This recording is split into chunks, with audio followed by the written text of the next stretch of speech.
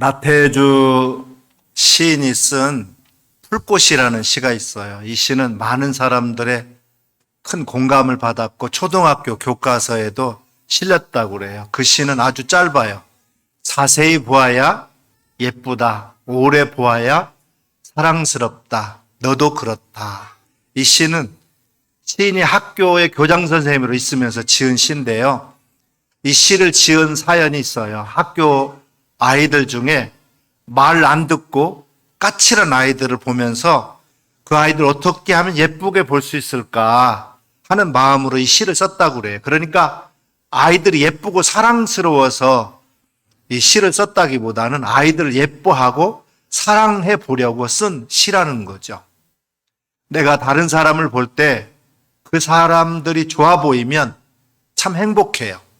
그리고 다른 사람이 나를 볼 때 선하고 아름다우면 그것 또한 기쁜 일입니다. 태초에 하나님이 천지를 창조하셨어요.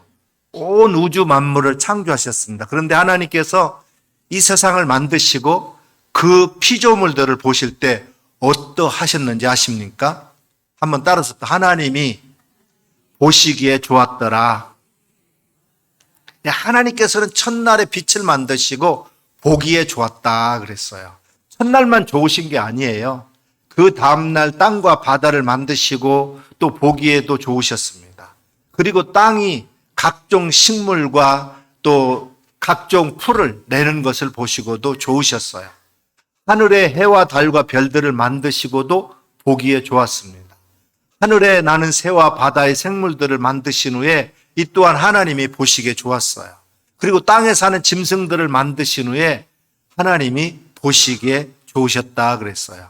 그리고 창조 엿새째 되는 날 사람을 지으시고 그동안 하나님이 지으신 모든 것을 한꺼번에 보셨는데 그때는 그냥 좋으신 것이 아니라 심히 좋았다 그랬어요.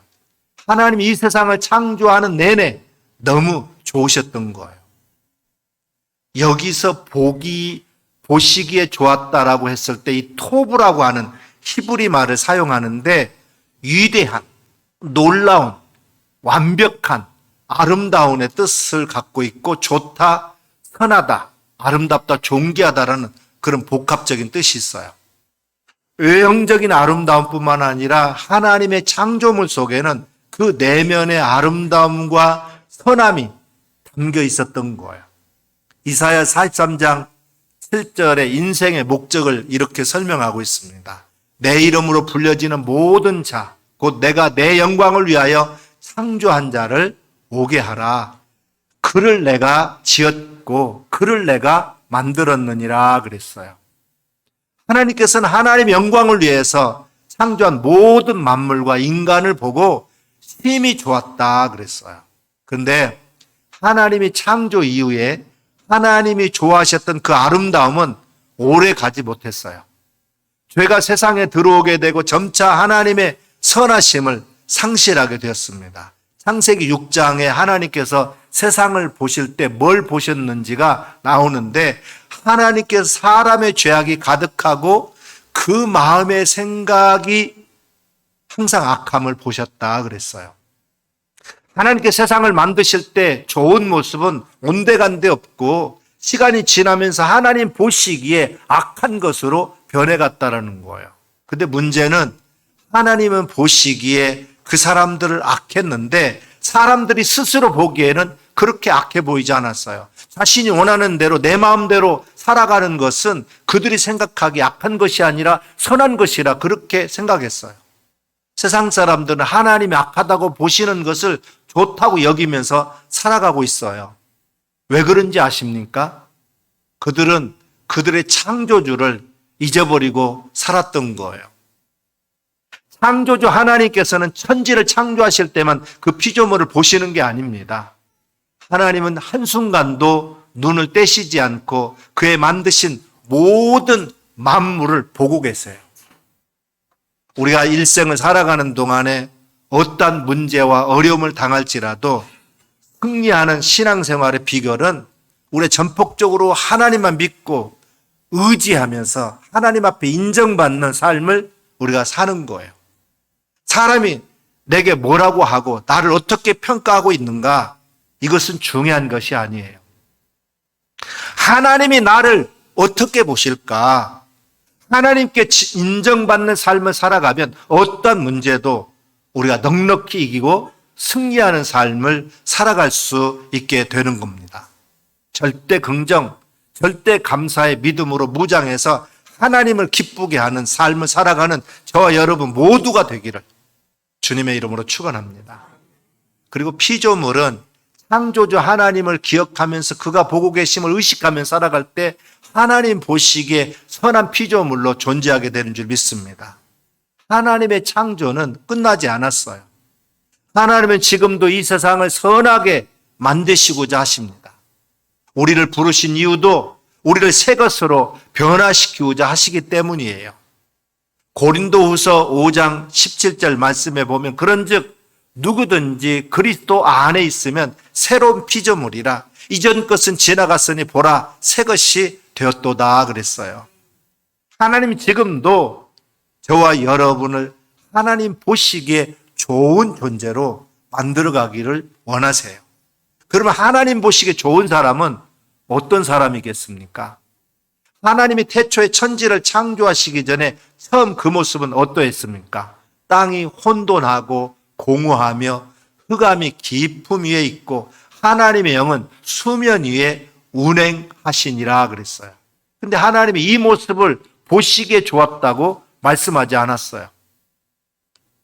그런데 하나님은 혼돈과 공허와 흑암 속에 있는 천지를 변화시켰습니다. 그리고 그 변화된 모습을 보시고 좋았더라 그렇게 말씀하셨어요. 여러분의 모습은 하나님 보시기에 어떨까요? 좋다, 심히 좋다 하실까요? 아니면 별로인데 그럴까요? 바라기는 저와 여러분들이 하나님 보시기에 좋다, 이렇게 토부라고 여김을 받는 피조물로 날마다 변화될 수 있기를 간절히 축원합니다. 그렇다면 하나님은 어떤 이들을 보시기에 좋아하실까요? 먼저 하나님은 혼돈 가운데 있는 사람이 아니라 하나님의 질서 가운데 있는 이들을 좋아하십니다. 하나님은 창조하신 것들을 마음대로 방치하시는 분이 아니세요. 만약 하나님께서 해와 달들을 만들어 놓고 네 마음대로 떴다가 치라 그렇게 한다면 세상은 혼돈 속에 빠졌을 거예요. 동물들을 만들어 놓고 자기 마음대로 살라 했다면 이 세상은 엉망진창이 됐을 겁니다. 이런 모습들을 하나님께서는 좋다고 보지 않았어요. 하나님께서 만물을 만들어 놓으셨는데 법과 질서를 함께 만들었어요. 그래서 각 피조물들이 어떻게 존재해야 하는지를 알게 하셨습니다. 이 세상에 수많은 피조물들이 존재해요. 크고 작은 것들, 눈에 보이는 것들, 눈에 보이지 않는 것들, 이 모든 것들이 살아가는 법을 주시고 만물이 하나님의 명령대로 지금 운행하고 있는 거예요. 하나님의 영이 운행할 때 모든 만물들이 질서대로 움직이고 있는 줄 믿습니다. 고린도후서 3장 17절에 이렇게 말씀하고 있어요. 주는 영이시니 주의 영이 계신 곳에는 자유가 있느니라. 우린 첫째도 성령 충만, 둘째도 성령 충만, 셋째도 성령 충만할 때 모든 만물에까지 좋은 영향력을 미치게 될 줄로 믿습니다. 사람도 마찬가지예요. 하나님께 사람을 창조하실 때도 우리가 살아갈 때 행복 매뉴얼인 하나님의 말씀을 우리에게 주셨습니다. 이 말씀에 우리가 순종하는 삶을 살 때 우리의 삶은 혼돈이 아니라 하나님께 주시는 평안이, 행복이 우리에게 있게 될 줄 믿습니다.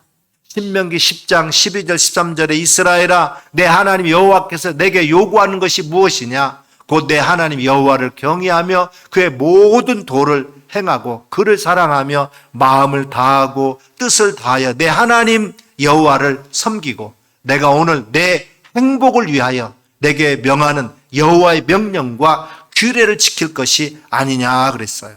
여기 행복이라는 단어도 창세기에 좋았더라고 하는 히브리 토부와 같은 말이에요. 하나님이 보시기에 좋은 삶은 하나님 뜻대로 삶으로 행복한 삶을 사는 것인 줄 믿습니다. 그렇지 않고 자신의 뜻대로 살아간다면 우리는 혼돈의 삶을 살 수밖에 없어요. 성경에 보면 사사시대에 혼돈이 만연했던 때입니다. 하나님이 주신 그런 기준으로 살아가는 것이 아니었어요. 각자 자기 소견에 옳은 대로 행하는 시대였다 그랬어요. 내가 옳다고 주장하는 대로 살아가다 보니까 하나님과 대적하게 되고 사람들과도 서로 대적하게 되었어요. 공동체가 분열되고 혼란스러워졌어요. 그래서 그때에는 죄로 인한 영적인 혼돈이 끊이지 않았던 거예요. 내 삶의 혼돈과 불안이 찾아올 때 내가 하나님께 주신 말씀에 순종하며 살아가고 있는지를 살펴야 됩니다. 내 속에는 옳은 대로 행하면서 내 삶의 평화와 질서를 우리는 기대할 수가 없어요. 내 의견이 옳다고 주장하는 가정은 싸움과 혼란이 끊어지지 않지만 하나님의 말씀에 순종하는 가정은 평안하게 되는 줄 믿습니다. 솔직하게 말해서 내 가정은 정말 하나님 말씀대로 지금 살고 있습니까? 내 주장, 내 생각, 내 방법대로 살고 있습니까? 죄가 다른 게 아니에요. 하나님의 방법이 아닌 내 마음대로 사는 게 죄예요. 교회와 사회도 마찬가지입니다. 하나님께서 우리에게 주신 말씀에 순종하며 살아갈 때 혼돈 속에서도 평안을 누리게 되는 줄 믿습니다. 지성소에 있는 법궤 안에 십계명이 있습니다. 그리고 그 앞에 만나 항아리와 아론의 쌍난 지팡이를 앞에 두었어요. 십계명은 말씀의 원리대로, 아론의 지팡이는 권위의 질서대로, 만나는 생명의 공급자가 누구인가를 분명히 알고 살라고 하는 그런 뜻이 있어요. 그리고 이러한 모습을 볼 때 하나님께서 이렇게 말씀하십니다. 보기에 참 좋구나. 토부 이렇게 하셨던 거예요. 두 번째로 하나님이 공허한 것들이 아니라 참된 것들을 추구하는 사람을 좋아하세요. 하나님이 본격적으로 창조를 시작하기 전에 땅은 어땠다고 했어요? 공허했다 그랬어요. 텅 비어있고 황량한 상태였다라는 거예요. 그런데 하나님께서는 그 공허한 곳을 하나님의 작품으로 가득 채워갔습니다. 그래서 하나님의 생명이 가득한 세상으로 만드셨던 거예요. 공허함은 사람들의 영적 상태에도 나타납니다. 세상 사람들은 살아가면서 그 마음의 공허함을 호소합니다. 세상에 많은 것들을 소유했다고 해서 이 공허함이 사라지느냐? 아니에요. 사람들은 자신의 공허함을 채우기 위해서 세상의 재물, 명성, 인기 등으로 채우려고 하지만 그럴수록 삶의 공허함은 더욱더 커져만 갑니다. 왜냐하면 그러한 것들은 세상의 것들이기 때문에 그래요. 세상의 헛된 것으로는 영적인 빈곤을 도저히 우리가 채울 수 없어요. 근데 어리석은 사람들은 영적인 공허함을 육신적인 쾌락, 세상의 물질로 채우려고 합니다. 그런데 우리의 삶의 공허함을 채울 수 있는 방법이 있어요. 그건 우리 안에 하나님을 모시는 거예요.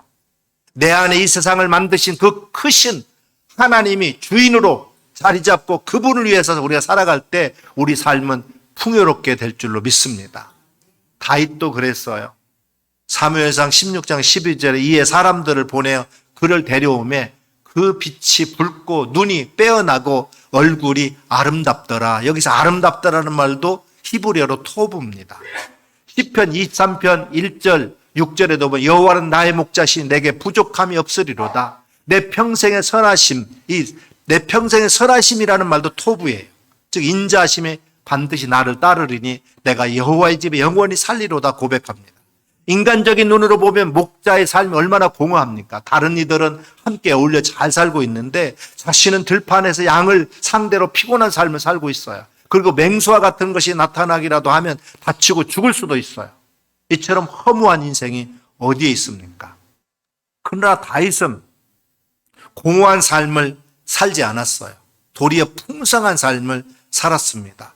하나님을 자기의 주인으로 모시고 사니까, 자기의 목자로 모시고 사니까 황량한 들판에서도 아무것도 부족한 것이 없었고 하나님을 찬양하고 시를 지어서 하나님께 올리며 은혜 충만한 토부의 삶을 살았던 것입니다. 그는 양치는 목자가 아니라 하나님을 예배하며 하나님의 뜻을 따라 사는 사람이었어요. 그 삶이 세상의 헛된 것을 따르지 않고 하나님의 영광을 따라 살 때 그 삶이 공허하지 않고 하나님의 은혜로 충만한 삶을 살았던 것입니다. 다윗만 그런 게 아니에요.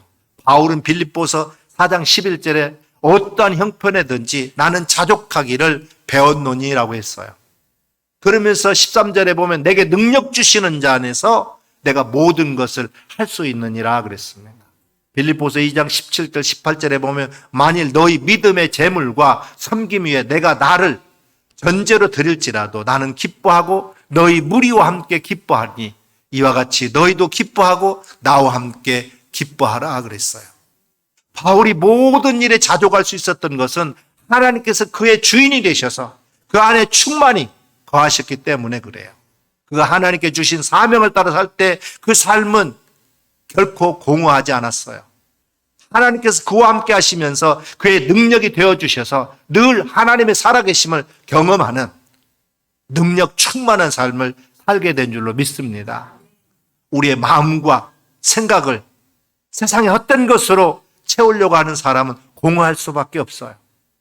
그러지 마시고 우리 마음을 하나님으로 가득 채우시기를 주님의 이름으로 축원합니다. 하나님을 내 안에 주인으로 모시고 하나님을 예배하는 영광 돌리는 삶을 추구하면서 살아가 보십시오. 그 삶은 공허하지 않고 하나님 보시기에 좋은 토부의 삶, 풍성한 삶으로 변하게 될 줄로 믿습니다. 세 번째로, 그리고 하나님은 어둠 속에 있는 자가 아니라 빛 가운데 있는 이들을 좋아하세요. 창세기 1장 3절을 보세요. 하나님이 이르시되 빛이 있으라 하시니 빛이 있었고 이 빛이 하나님 보시기에 너무나도 좋았어요. 창세기 1장 4절에 빛이 하나님 보시기에 좋았더라. 토부 그랬어요. 하나님께서 처음으로 지으신 것이 빛이었습니다. 그 빛이 어둠에 비치게 되니까 어둠 속에 있었던 것들이 다 드러나게 되었어요. 그리고 하나님은 낮에 해를 두시고 밤에 달과 별을 두셔서 세상을 계속 비추게 했어요. 사람의 삶에도 어둠이 짙게 드러질 때가 있어요. 사람이 가장 두려워해야 할 것은 죄의 어둠입니다. 죄는 사람으로 하여금 실체를 보지 못하게 하고 거짓 속에서 헤매도록 만들어요. 죄는 사람들이 무엇이 옳은지 거짓된 것인지를 분간하지 못하게 만들어서 사망으로 우리를 끌고 갑니다.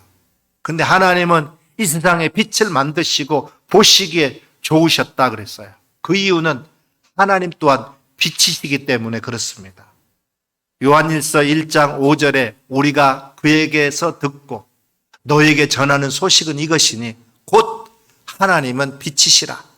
그에게는 어둠이 조금도 없으시다는 것이니라 그랬어요. 절대로 어둠의 권세가 빛을 이기지 못합니다. 마태복음 5장 14절 15절에도 보면 너희는 세상의 빛이라. 산 위에 있는 동네가 숨기지 못할 것이요 사람의 등불을 켜서 말 아래 두지 아니하고 등경 위에 두나니 이러므로 집안 모든 사람에게 비추느니라. 우리는 빛이에요. 빛의 권세를 가지고 살아야 될 줄로 믿습니다. 주님 보시기에 보배롭고 존귀한 자들이에요. 더 이상 어둠에 속한 삶을 살지 말고 더 이상 어둠에 속한 삶을 우리는 살지 말아야 됩니다. 성령 충만함을 받아 빛 가운데 거하면서 승리의 삶을 살 수 있기를 주님의 이름으로 축원합니다. 사람은 빛 대신 하나님 없이는 영적인 어둠 속에서 헤맬 수밖에 없어요. 하지만 우리가 하나님께로 나아갈 때 하나님은 우리의 어둠을 물리쳐 주시고 빛의 자녀로 살아갈 수 있도록 만드시는 줄 믿습니다. 우리 삶이 어둠의 골짜기를 지날 때가 있어요. 그럴 때 할 일은 빛 대신 주님과 동행하는 것입니다. 빛 대신 주님을 늘 내 마음에 모시고 그분을 예배하고 그분의 말씀대로 살아갈 때 그 말씀이 우리의 발의 등이요 우리의 길이 빛이 되는 줄 믿으시기 바랍니다. 빛 대신 주님이 함께하는 곳이 천국인 줄 믿습니다. 하나님께서 보시기에 좋아하는 사람은 누굴까요?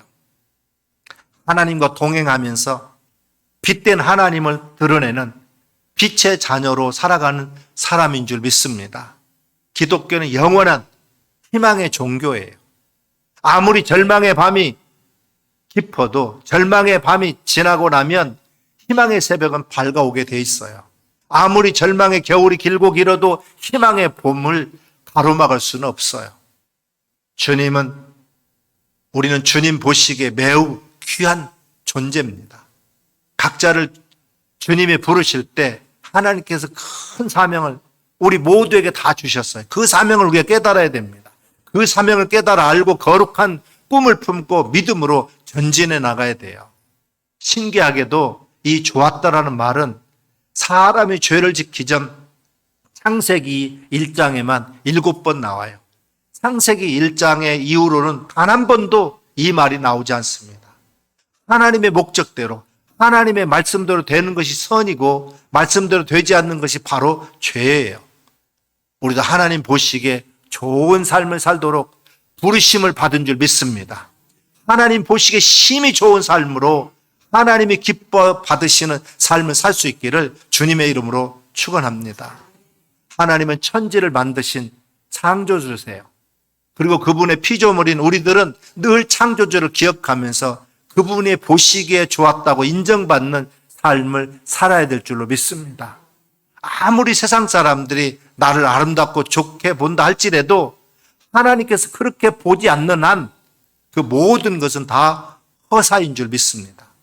근데 사탄은 우리의 시선을 왜곡해가지고 하나님이 좋아하시는 것을 보지 못하도록 해요. 사탄이 하와에게 와가지고 선악과를 따먹어도 괜찮다라고 유혹했을 때 하와가 그 선악과 나무를 어떻게 바라보는지 여러분 아십니까? 창세기 3장 6절 말씀에 보게 되면 여자가 그 나무를 본즉 먹음직도 하고 보암직도 하고 지혜롭게 할 만큼 탐스럽기도 한 나무인지라 그랬어요. 그리고 내가 보기에 좋은 대로 선악과를 따먹다가 하와는 죄에 빠지게 된 거예요.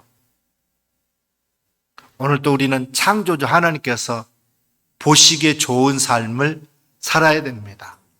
비록 이 세상에 혼돈 가운데 있지만 우리는 하나님 말씀대로 질서가 잘 잡힌 평안한 모습을 보여드려야 됩니다. 그리고 세상 사람들이 헛된 것을 따라서 공허한 삶을 살지만 우리는 하나님을 주인으로 모시고 하나님께 영광 돌리는 영적인 풍요의 삶을 추구하면서 살아야 돼요. 그리고 이 세상은 죄로 인한 어둠 속에 있지만 빛 대신 하나님과 동행하면서 빛된 자녀의 삶을 살아야 될 줄로 믿습니다. 오늘도 하나님은 우리를 하나님이 보시기에 좋아하시는 새로운 피조물로 우리를 만들고 계세요. 하나님께서 우리를 하나님의 형상으로 만드셨음을 깨닫고 창조주 하나님의 형상을 회복할 수 있기를 바랍니다. 세상 사람들을 닮아가는 게 아니라 하나님을 닮아가는 삶을 통해서 하나님 보시기에 심히 좋았다고 인정받는 우리 모두 하나님의 멋진 작품들이 다 되시기를 주님의 이름으로 축원합니다.